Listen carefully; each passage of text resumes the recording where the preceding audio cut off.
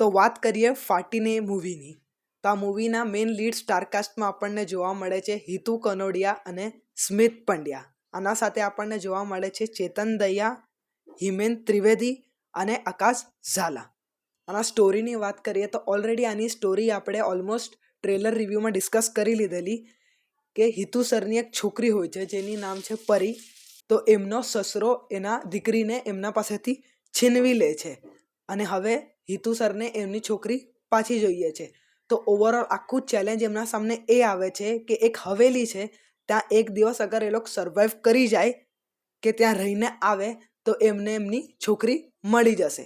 આખો એ ચેલેન્જ એમના પર આવી જાય છે. તો હવે એ લોકો ત્યાં રહેશે, સર્વાઈવ કરશે કે નહીં, એમની છોકરી પાછી મળશે કે નહીં, એ તમને મૂવીમાં જોવાનું રહેશે. તો મૂવીની વાત કરીએ તો આ 2 hours 46 મિનિટની છે. થોડીક લાંબી વધારે છે મૂવી. અગર જો 15-20 મિનિટ હજી ઓછા હોત તો હજી ફાસ્ટ ફેઝમાં લાગત તો જોવાની હજી મજા આવત. અમુક જગ્યાએ આ થોડી સ્લો ફીલ થાય છે, પણ થોડી વાર પછી આ પાછી પોતાની સ્પીડ પકડીને એન્ગેજિંગ કરવાનું ચાલુ કરી દે છે. અગર આપણે આના હોરરની વાત કરીએ તો આપણને આટલું હોરર જોવા નથી મળતું. અને હવે ઓલમોસ્ટ જે પણ હોરર કોમેડી મૂવી આવે છે એમાં આપણને ઓલરેડી હોરર એટલું જોવા મળતું જ નથી, કારણ કે મેકઅપ કરેલા ભૂત આટલા હમણાં ડરાવવામાં કામયાબ નથી થઈ રહ્યા. સાયકોલોજીકલ કંઈ હોય હોરર એ વાત આખી અલગ જાય છે. પણ આના આપણે કોમેડીની વાત કરીએ તો કોમેડી આની ઘણી સારી છે. અને કોમેડી જેટલી પણ છે એ આખી સ્મિત પંડ્યાએ કરેલી છે.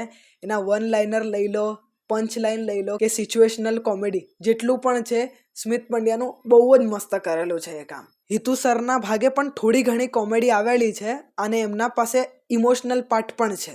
એ આપણને એન્ડમાં થોડોક જોવા મળે છે અને સ્ટાર્ટિંગમાં જોવા મળે છે. પણ કોમેડી જેટલી પણ છે એ સારી છે અને ફ્રેશ કોમેડી છે. એવું નથી કે જૂના જોક્સ જ પાછા મારી દીધા છે. જેટલું પણ છે આપણને હસાવી દે છે. અને આમાં એક બાબાનો કેરેક્ટર છે જે આપણે ટ્રેલરમાં જોયો છે. હિમેન ત્રિવેદીએ એ પાત્ર ભજવેલો છે. તો એમના આવ્યા પછી સ્ટોરી હજી ઇન્ટરેસ્ટિંગ થઈ જાય છે અને કોમેડી વગેરે વધારે થઈ જાય છે. આપણને લાસ્ટનો પાર્ટ છે, જે લાસ્ટના 1 કલાક કે 45-46 મિનિટ જેટલા પણ છે લાસ્ટના પાર્ટ, એ આપણને જોવામાં હજી મજા આવે છે. બીજીએમ વગેરેની વાત કરું તો આના બીજીએમ વગેરે ઘણા સારા છે.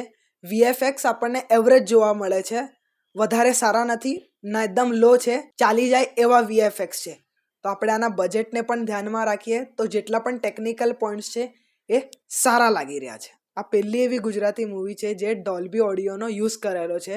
તો તમે એવા થિયેટરમાં જોવા જજો મૂવી જ્યાં ડોલ્બી એટમોસનો સપોર્ટ હોય, નહીં તો તમને એ ઇફેક્ટ નહીં મળે અગર તમે કાં નોર્મલ થિયેટરમાં ગયા તો. એક્ટરના પરફોર્મન્સની વાત કરીએ તો બધા જ એક કરતાં એક એક્ટર બધાના જ પરફોર્મન્સ આઉટસ્ટેન્ડિંગ છે, કે તમે ભૂલ કાઢી જ ન શકો કે કંઈ પ્રોબ્લેમ આવ્યો. બધાએ જોરદાર જ કરેલું છે. તો ઓવરઓલ આપણે મૂવીની વાત કરીએ તો આ એક અબો એવરેજ મૂવી છે. આપણે આને એવરેજ પણ ના કહી શકીએ, કે એવરેજ કરતાં તો ઘણી જ સારી છે. તો આ મૂવીને હું આપીશ 4.5 સ્ટાર. તો આજની વિડીયોમાં આટલું જ. મળીએ કે આ બીજા વિડીયોમાં. આવજો. જતા સબસ્ક્રાઈબ કરતા જજો.